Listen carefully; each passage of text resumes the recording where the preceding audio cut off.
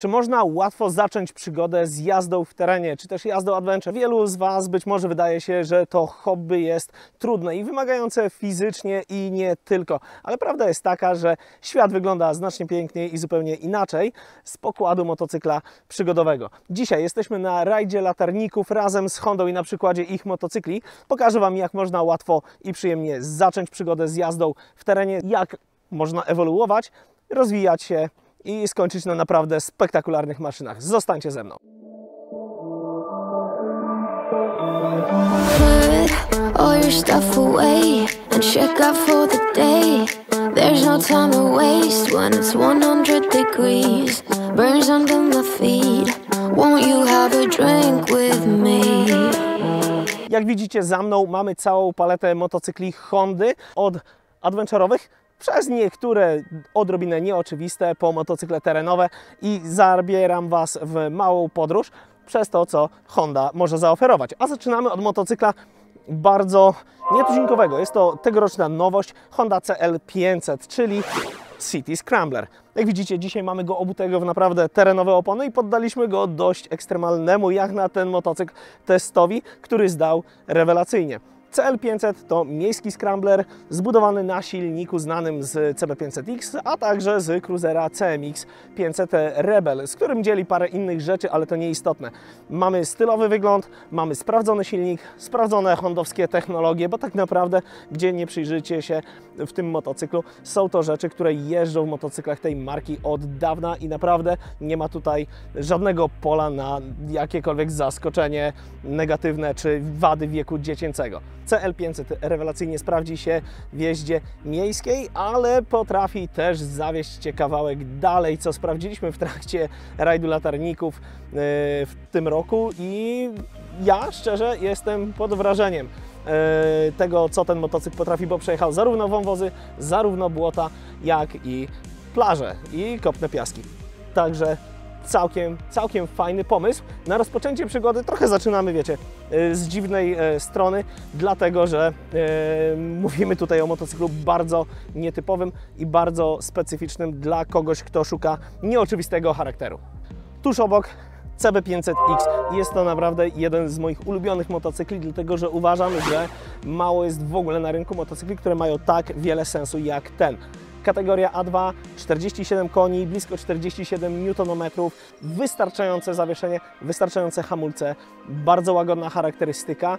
Motocykl, który pojedzie i w trasę, i zjedzie w teren, bo jeździłem nim terenowo, jeździłem nim w trasie, jeździłem nim MotoGymkhanę, spędziłem na tym motocyklu blisko 2000 km i uważam, że ten motocykl ma naprawdę mnóstwo sensu i widzę kupę ludzi, którzy jakby odnajdą się na nim po prostu.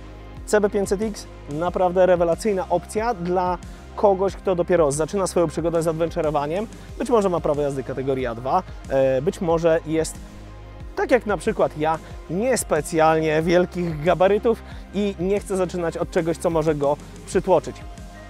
500 świetnie sprawdzi się na początek przygody albo na przesiadkę z czegoś szosowego, no coś o nieco większym skoku zawieszenia. Jeśli CB500X zrobi Wam się za mało i ten motocykl będzie dla Was już niewystarczający, mamy kolejną tegoroczną nowość Hondy, czyli powrót legendarnego Trampka. Transalp w tym wydaniu 750, 2 gary w rzędzie, wyświetlacz TFT, hondowska elektronika, fajny, uniwersalny tourer.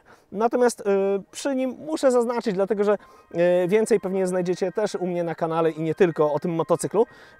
To nie jest motocykl do jazdy mega terenowej, podobnie zresztą jak CB500X. To motocykl dla kogoś, kto szuka uniwersalnego podróżnika, niezawodnego kompana przygody, podróży raczej szosowej, być może szutrowej.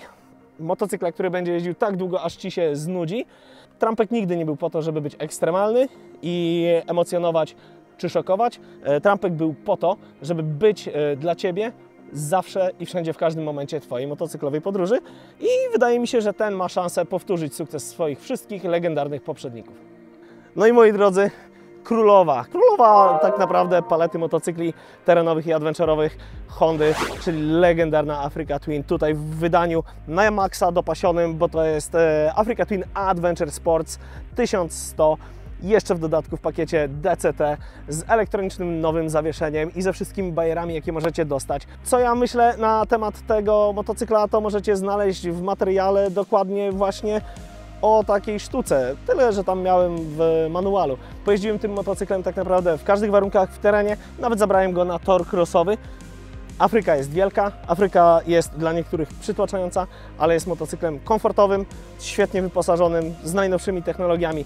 Szczytowy drapieżnik. Możemy zaczynać od CB500X, przejść przez Transalpa, skończyć na Afryce. I myślę, że to jest rozsądny kierunek rozwoju, a nie odwrotnie. Zupełnie inny pomysł na przygodę z kolei oferuje to, czyli Honda ADV 350. Skutery kojarzycie na pewno głównie z miast i to jest miejsce, gdzie sprawdzają się idealnie, ale tu mamy maszynę w wydaniu nieco adventure. Zwróćcie uwagę na zawieszenie upside down z przodu Showa, z tyłu tak samo mamy zawieszenie Showa, mamy niezłe hamulce Nissina i taki nieco adventure'owy charakter. Zresztą ten charakter poddaliśmy próbie w naprawdę ekstremalnych warunkach na wczorajszym nocnym etapie na rajdzie latarników w tym roku i to był jedyny skuter, który był tam na trasie, był w wąwozie, był w błocie, a jechał nim Kamil. I Kamil powie Wam nieco więcej o tym, jak się jeździ takim skuterem i czym może być pomysłem na przygodę. Jedyny skuter na nocnym odcinku rajdu latarników. Chłopaki mówili, spoko, przejdziesz, sucho jest, nie padało. Nie ma co się oszukiwać, to jest skuter. Skutery przeznaczone były czysto na miasto i nie inaczej jest z tym motocyklem. Jest szybki, jest zwrotny, bardzo dobrze się trzyma, całkiem nieźle hamuje, ale jeśli fantazja ułańska poniesie kierowcę, to jest w stanie tym wyjechać zdecydowanie dalej, poza utwardzone drogi, na szutry i całkiem nieźle da sobie z tym radę. Oczywiście wiadomo, to nie będzie zasuwanie na pełnym gazie na każdym kroku, ale na pewno da bardzo dużo frajdy z jazdy. Jakieś lekkie boczki jesteście w stanie na nim uskutecznić. Jednak ta Honda robi twarde motocykle, nie ma co. Skoro jestem w stanie jechać tędy na równi dużymi adventurami, bo tej mocy jest naprawdę na tyle dużo. Niemniej jednak, mówię, uniwersalna maszyna na co dzień do jazdy do pracy, do jazdy po mieście i okazjonalnie jesteście w stanie zrobić sobie naprawdę bardzo ciekawy weekend. A co jeśli duże motocykle Was przytłaczają i wcale niekoniecznie chcecie zaczynać swoją przygodę od czegoś, co waży 200 kg plus, a z kolei skuter to być może nie do końca Wasza bajka.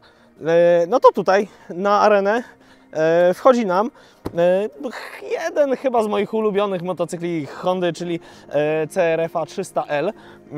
Motocykl leciutki, mega przyjazny i bardzo fajny w odbiorze, szczególnie jeśli chcecie zacząć nie tyle do końca turystykę na duże odległości, co pobawić się motocyklem poza utwardzonymi szlakami. CRF-ę lubię tak naprawdę za to, że jest mega przyjazna i jeżeli istnieje motocykl, który jest kwintesencją tego, jak łatwo zacząć jeździć w terenie, jak łatwo zwiedzać świat poza utwardzonymi ścieżkami i znajdować miejsca, o których nie śnił nigdy żaden właściciel sporta, to CRF-a jest dokładnie definicją czegoś takiego. Motocykl jest absurdalnie wręcz łatwy w obyciu i w zapoznaniu się z tym wszystkim. Jest mega leciutki, możemy go sobie podnieść, przesunąć. Nie straszne nam nawet jakieś ciasne dróżki, wąskie ścieżki i uliczki, miejsca, w które balibyśmy się wjechać czymś wielkim, bo nie chcemy tego podnosić. Jeśli upadniesz tym motocyklem, da się go podnieść bez problemu, choćby i 15 razy dziennie. Jeżeli zabłądzisz, zawrócisz w każdym miejscu. Pali tyle co nic. Oczywiście dla osób, które szukają motocykla wyczynowego, motocykla, który będzie jeździł z pazurem, będzie miał dużo sosu, dużo jadu, to nie tędy droga, bo to jest motocykl idealny do rozpoczęcia swojej przygody. Ma miękkie zawieszenie, zdecydowanie za miękkie do jazdy agresywnej. Ma spoko kanapę, cichutki wydech, który nie robi specjalnie wrażenia. 27 koni, mniej więcej tyle samo newtonometrów, ale to w zupełności wystarcza, żeby niespiesznie sobie zwiedzać świat, pojechać chociażby TED czy cokolwiek takiego. CRF 300 wychodzi oczywiście w dwóch wersjach. Ja mam wrażenie, że mi się przyjemniej jeździło wersją Rally, że jakoś troszeczkę lepiej się prowadziła od Elki. Za to ta Elka poginała dzisiaj naprawdę przesłodko po plaży. uwierzcie mi, że bardzo dużo Afryk Twin i innych motocykli zostawiłem z tyłu. Oni się kopali, a ja leciałem sobie z uśmiechem na twarzy. Świetny motocykl na początek. Ja mam krótkie nóżki i ja już do żadnego większego motocykla nie dorosnę, ale teraz przechodzimy takim mało zgrabnym zabiegiem retorycznym do tego rozdziału w tym filmie, który naprawdę mi się podoba i buduje mi serce, bo do CRF-y 300L można dorosnąć. I pamiętam, że jak ja byłem dzieciakiem, to wszyscy moi rówieśnicy mieliśmy do dyspozycji jakieś naprawdę zajeżdżone, stare rommety, motorynki, takie rzeczy i nie było jak zacząć tej przygody, nie było po prostu na czym fizycznie, nie było miejsc, nie było szkółek, nie było treningów i nie było motocykli. Na szczęście dzisiaj jesteśmy w kompletnie innym miejscu historii i jak wspomniałem, do CRF-y 300L można dorosnąć. I już Wam pokażę jak.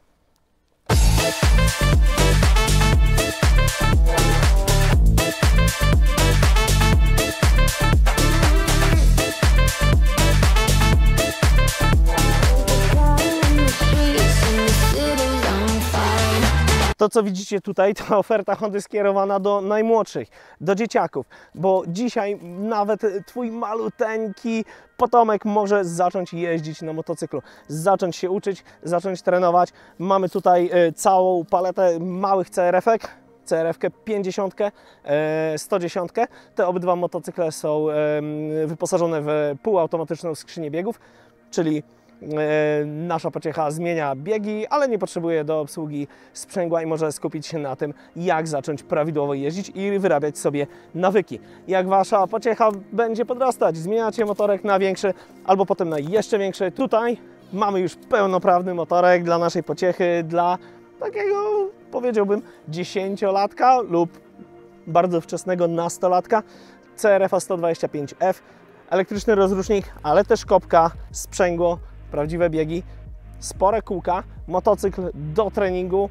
Z tym spokojnie Wasza pociecha ma szansę rozpocząć karierę i być może ktoś z Was weźmie sobie moje słowa do serca i kiedyś doczekamy się drugiego Tadiego Błażusiaka i jakichś kolejnych mistrzów świata w motorsporcie dwukołowym, czego sobie i Wam życzę. Jak widzicie, mamy tu całą masę motocykli Hondy na wszelkie okazje. Jeśli komuś nie pasuje motocykl wielki, może kupić sobie motocykl mniejszy. Jeśli komuś nie pasuje motocykl, może dostać skuter. Jeśli nie skuter, tylko chcecie naprawdę w teren, to enduro. Ale problem polega na tym, że te wszystkie motocykle, jakkolwiek wspaniałe by nie były, i tak nie dowiozą emocji dla kogoś, kto szuka naprawdę ognia, czadu i motocykla wyczynowego. Na to na szczęście Honda też ma odpowiedź. Jest to motocykl, który po prostu mnie denerwuje. A denerwuje mnie dlatego, że podczas tego rajdu nie mogłem sobie nim pojeździć. I słuchajcie, zobaczcie to. Nowa CRF-a 450R w malowaniu 50-letnim. Motocykl ważący zaledwie nieco ponad 100 kg, dysponujący mocą około 60 koni mechanicznych. Absolutny przecinak, gdyby tylko można było to zabrać na odcinek na plaży. 450 są specyficzne i są wściekłe. RK występuje też w ćwiartce, także jeśli szukacie naprawdę ognia piekielnego, CRF w werkach, wow, jeździłbym. Rajd latarników 2023 dobiega końca i zjeżdżają pierwsi uczestnicy, którzy pokonali całą trasę. My z Hondą za chwilę też stąd spadamy. I cóż, ten wspaniały weekend dobiega końca. Maszynki wracają, my wracamy do trudów dnia codziennego. Dzięki, że oglądaliście, że byliście z nami. Materiały odnośnie poszczególnych tych motocykli będą pojawiać się teraz cyklicznie na kanale, więc jeśli potrzebujecie detali odnośnie 300, odnośnie Afryki to już jest, o Transalpie jest, ale będzie jeszcze więcej. O pozostałych motocyklach po prostu subskrybujcie ten kanał. Trzymajcie się i do następnego.